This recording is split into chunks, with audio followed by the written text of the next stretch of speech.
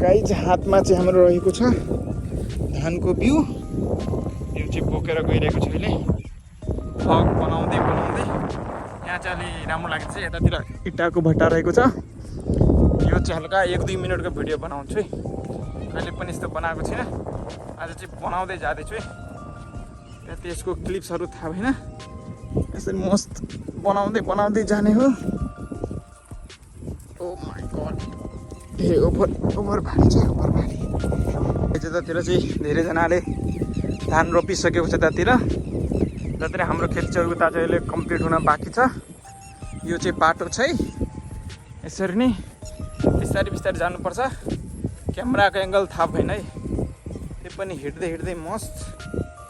बाटो एकदम सही रहेको छ है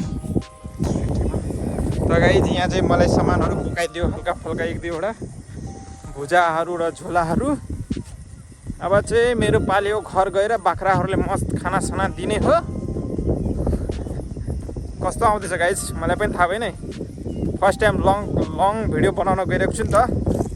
यहाँ चाहिँ हेर्न सक्नुहुन्छ यस्तो पानीको फ्लो छ धेरैजना लपिसकेको छ पछि जाँदा कति टाइम लाग्छ गाउँ हुँदै जाने हो मस्त यतातिरहरू कलखालाहरू रहेको छ मलाई त्यति क्यामेरा बोल्नै आउँदैन यार के बोल्ने नबोल्ने तर बोल्नु त पर्यो नि त अलि नि मजा आउँछ हेर्नमा हो कि होइन मेघ पनि लागेको छ यतातिर मेघ पनि लागेको छ यहाँ चाहिँ